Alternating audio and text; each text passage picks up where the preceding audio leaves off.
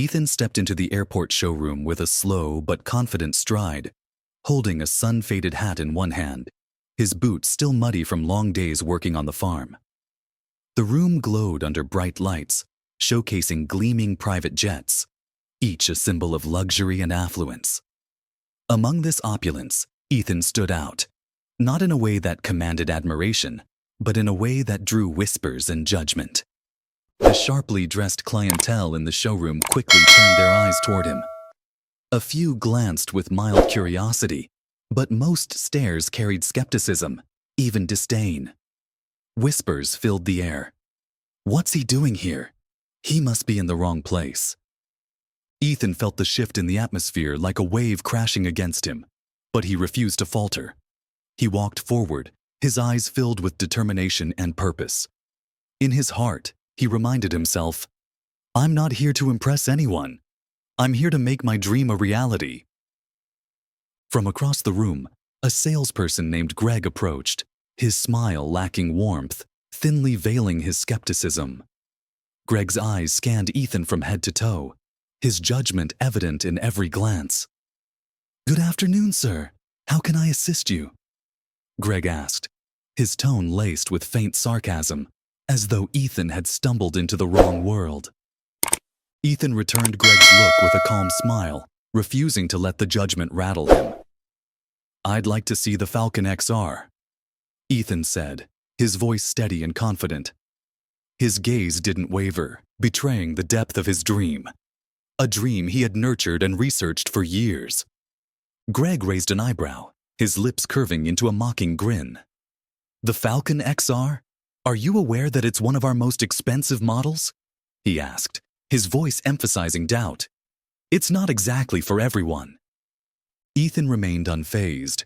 He nodded lightly and replied, "I know. I'd still like to see it." A silence fell over the showroom. Customers nearby began to exchange glances, their murmurs growing louder. From one corner of the room, a man chuckled loudly and said, "Maybe he just wants a photo with the plane." Laughter erupted, sharp and cutting, like daggers aimed at Ethan's dignity. But Ethan didn't stop. He followed Greg with deliberate steps, each one heavier under the weight of mockery, but driven by unwavering resolve. "I know what they think, but it doesn't matter," he told himself. "My dream is bigger than their ridicule." Greg led Ethan to the display area where the Falcon XR, a magnificent jet with shimmering wings, stood proudly, a true icon of prestige and power. Stopping in front of the aircraft, Greg gestured towards it, but instead of an enthusiastic introduction, his words dripped with condescension. "This is the Falcon XR you asked for, but let me warn you, it's not for anyone who isn't prepared." Ethan ignored Greg's tone. He stepped closer to the jet, his hand gently brushing the sleek surface as his eyes sparkled with admiration and excitement. For a brief moment, Ethan allowed himself to imagine the dream coming true. But the moment was shattered by a loud voice from behind. "Look at him! Does he really think he can afford this?" The words rang through the air, amplified by the laughter that followed. Ethan paused, his heart tightening. Yet, instead of letting their words defeat him, he stood taller, letting his determination guide him forward. "This dream is mine," he thought, his head held high despite the invisible weight of their judgment pressing on his shoulders. Ethan turned around and saw a group of wealthy customers dressed in designer suits and elegant dresses, gathered together, their eyes fixed on him. A man in the center smirked and said loudly, "Look at him, straight off the farm, and now he wants to buy a jet? Don't make us laugh." The room erupted in laughter, their mocking voices filling every corner of the showroom. A wave of shame surged through Ethan, tightening his chest. The sharp laughter and condescending stares cut deeper than he expected, but he refused to let it consume him. Ethan took a deep breath, forcing himself to focus on the Falcon XR before him. "This is my dream," he reminded himself firmly. "No one has the right to take it away from me."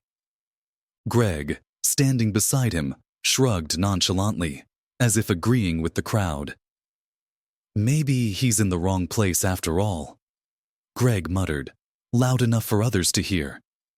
The Falcon XR isn't the kind of plane just anyone can imagine owning.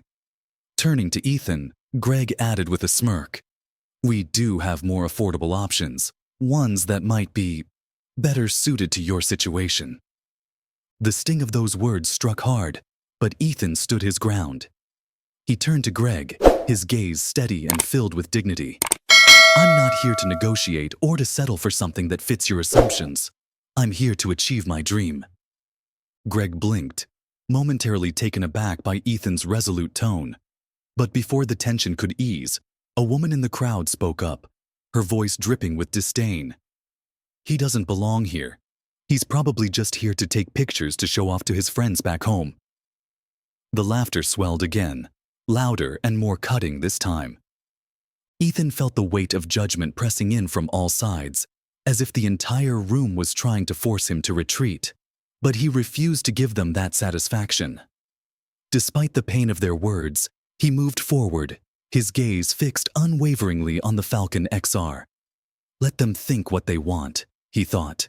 "Their words can't define me or my dream." At that moment, a hand rested gently on his shoulder.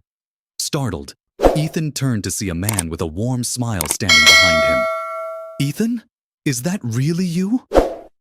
Ethan's eyes lit up as he recognized Matt, an old friend from his hometown. Matt's presence felt like a small flame in the darkness, pushing back the loneliness Ethan had been battling. Matt laughed heartily, pulling Ethan into a hug. "I can't believe it! What are you doing here?" His tone carried curiosity and amazement, free of any judgment. Ethan smiled, though his voice was hesitant. "I'm here to see the Falcon XR. Honestly, I'm thinking about buying it." Matt raised his eyebrows, then broke into laughter, not out of ridicule, but sheer surprise. "You're not joking, are you? But I know you, Ethan. Once you set your mind to something, nothing can stop you."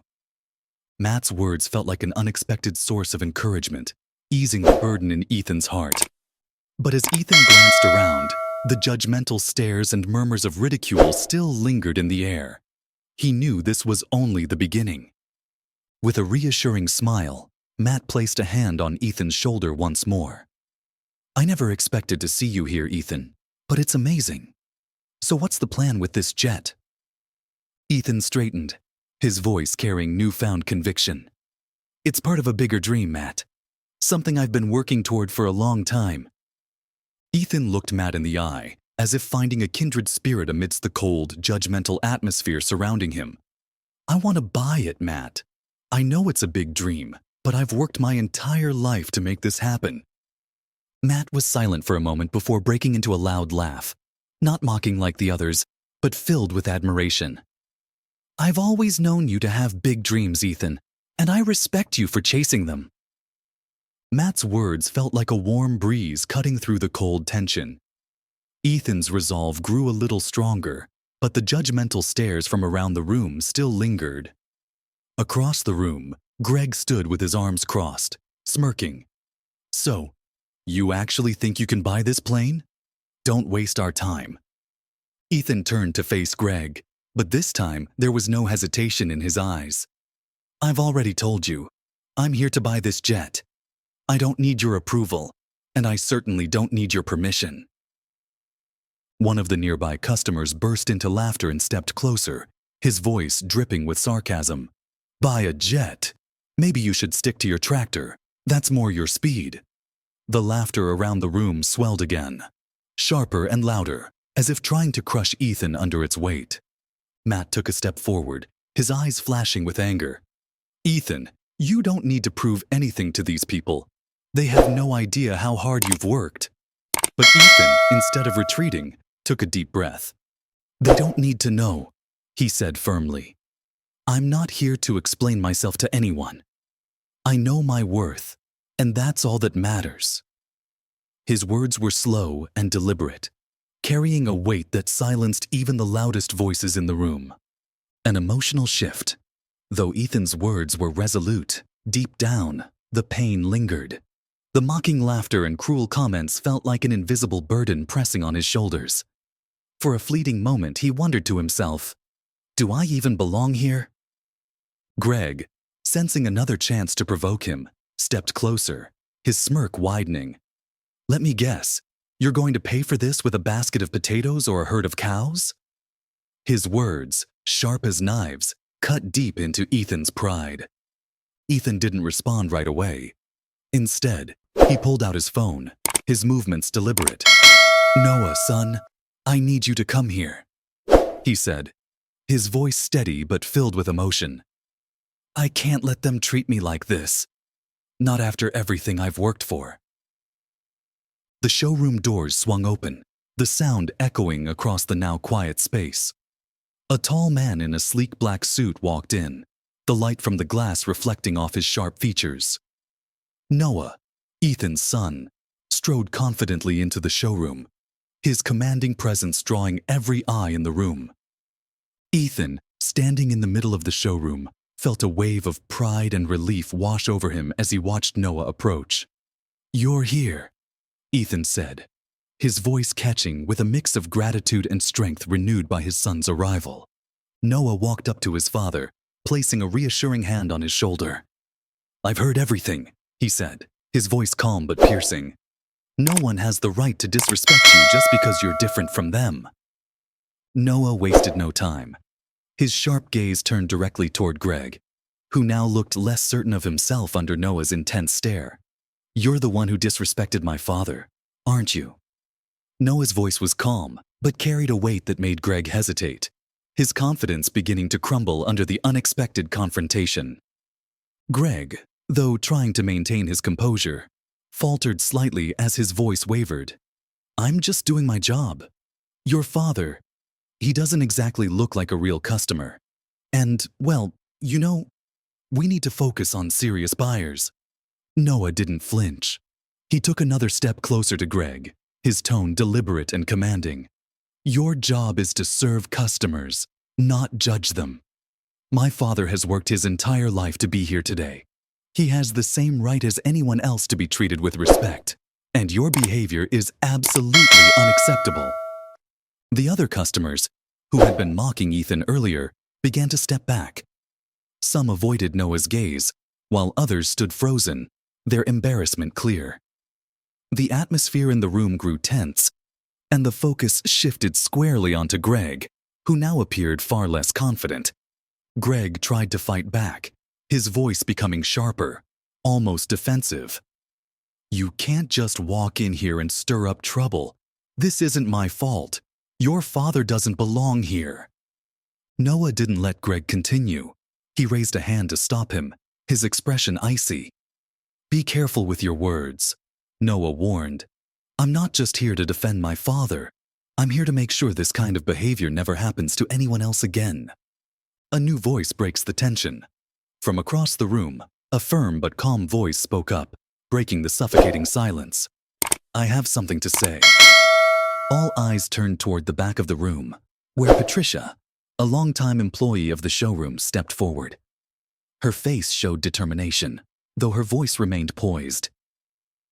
"I've seen everything that happened today, and I can't stay silent any longer." An unexpected revelation. Patricia pulled out her phone, her voice steady and resolute. "I've recorded everything that transpired, and this isn't just about your father. It's about how Greg has treated many customers before him." Noah allowed a small knowing smile to cross his face, as though he had anticipated the truth would eventually come to light. "Thank you, Patricia. Your evidence will be invaluable. Greg, I hope you're ready to face the consequences." A moment of reflection. Ethan stood quietly, watching his son and Patricia fight for his dignity. The echoes of the mocking words from earlier still lingered, but in that moment, Ethan felt an overwhelming sense of pride. This wasn't just about reclaiming his honor. It was a profound lesson. Sometimes, silence isn't the solution. Standing up for what's right is always worth it. Noah turned back to Greg, delivering his final words with a calm, authoritative voice. "I don't need an apology from you, but I demand that my father receives the respect he deserves, and I will make sure you are held accountable. Noah's powerful declaration and Patricia's evidence shattered Greg's self-assurance. His face turned pale, his hands clenched tightly, but he had no defense left. The air in the showroom grew heavy with tension, and the mocking gazes of the customers shifted to ones of discomfort and regret. Noah turned to Patricia and nodded appreciatively. "Thank you for your courage. People like you are what make the world a better place." Patricia's face flushed slightly, but her eyes sparkled with the confidence of knowing she had done the right thing. Noah stepped forward, his sharp gaze fixed on Greg. "You didn't just insult my father. You violated the most basic principle of your job, respecting your customers. This won't end with a simple apology." Greg tried to steady his voice. I didn't think things would go this far. It was just a misunderstanding." But Noah didn't allow him to dodge responsibility. "A misunderstanding? You dismissed my father the moment he walked into this showroom, simply because he didn't look like the kind of customer you expected. That's no misunderstanding. It's deliberate prejudice, and I'll make sure you're held accountable for it." At that moment, the senior manager of the showroom, a middle-aged man in a neatly tailored suit, stepped in. His expression was strained, and he appeared visibly unsettled. "On behalf of the company, I want to apologize to you, Mr. Ethan, for this unacceptable experience," he said, bowing his head slightly toward Ethan. "We will thoroughly review the situation and address the actions of our staff." Noah didn't smile at the apology. Standing tall, his expression remained stern. "An apology isn't enough. My father doesn't need empty words. We'll pursue this matter to ensure no one else has to endure what my father went through today." A few days later, Noah's legal team formally filed a lawsuit against the company, accusing them of discrimination and customer humiliation. News of the case spread rapidly, drawing public attention and sparking a debate about biases in luxury industries. Ethan sat beside Noah in the courtroom, his emotions a mix of anxiety and pride. When it was his turn to testify, Ethan stood, his voice steady and filled with emotion. "I've spent my entire life working hard, not for admiration, but so I could provide for my family with pride. No one has the right to make me feel less than worthy simply because of my appearance." Patricia's evidence. The turning point came when Patricia's recordings were presented as evidence. As Greg's mocking words echoed through the courtroom, the room fell silent, stunned by the cruelty of what they had heard. The judge, after carefully reviewing the case, delivered the verdict. "No one deserves to be treated this way. I am ordering the company to compensate Mr. Ethan for the damages caused, and to implement mandatory training for all staff on professional conduct and respect." As they left the courtroom, Ethan felt as though a heavy weight had been lifted from his shoulders. Turning to Noah, he beamed with pride. "Thank you, Noah. Not because you won the case, but because you've shown me that you'll always stand by me." Noah placed a hand on his father's shoulder, his voice filled with respect. "You've taught me how to face challenges with dignity, Dad. I'm just doing what you've shown me my whole life." With the compensation from the lawsuit, Ethan returned to the airport once more. This time, everything felt different. He walked with his head held high, his eyes shining with confidence that no one could shake. He didn't step into Greg's showroom, the place where he had been humiliated. Instead, he entered the neighboring dealership, where every customer was greeted with genuine respect. A neatly dressed employee approached Ethan with a warm smile. "Good afternoon, sir. How may I assist you today?" There was no hint of doubt or mockery in his tone, only sincerity and professionalism. Ethan nodded and smiled. "I'd like to see the Falcon XR. I've decided to purchase it." The employee guided him to the display area where the Falcon XR stood under the showroom lights, gleaming like a dream long in the making. This time, there were no sneers, no whispers, and no judgmental stares. All Ethan felt was the respect and warmth he deserved. When the purchase was complete, Ethan walked toward the plane. His hand gently touched the sleek body of the Falcon XR, a wave of indescribable emotion washing over him. He knew this was far more than just a vehicle. It was a symbol of his perseverance and dignity, a reminder that no one has the right to put limits on anyone's dreams. Before leaving, Ethan turned to glance at the old dealership where Greg and his team stood in the distance, their faces filled with awkwardness and regret. Ethan looked back at them, his voice clear and steady as it carried across the showroom. "I didn't buy this plane to impress anyone. I bought it because I deserve it." When Ethan returned home, the Falcon XR was parked beside the fields that had witnessed the seeds of his dreams so many years ago. His family was waiting for him, greeting him with tight embraces and beaming smiles. His wife, tears glistening in her eyes, said softly, "I always knew you could do it. You've proven that all your hard work was worth it." During a small celebration under the warm glow of their dining room lights, Noah raised a glass and spoke with pride. "Dad, you didn't just buy a plane today. You taught me that dignity and determination always prevail." Ethan looked around the room at his loved ones, his heart swelling with pride and happiness. He spoke gently but with a conviction that filled the space. "Thank you, everyone. This dream isn't just mine, it's ours. And I want you to always remember, no matter who you are, never let anyone tell you that you're not worthy of your dreams." The Falcon XR, gleaming under the golden hues of the setting sun, stood as a shining symbol of hope and triumph, marking the start of a new chapter in Ethan's life. Ethan's story isn't just about a plane. It's about dignity, perseverance, and the unwavering belief in one's dreams. If this story touched your heart, share it to spread this positive message to more people.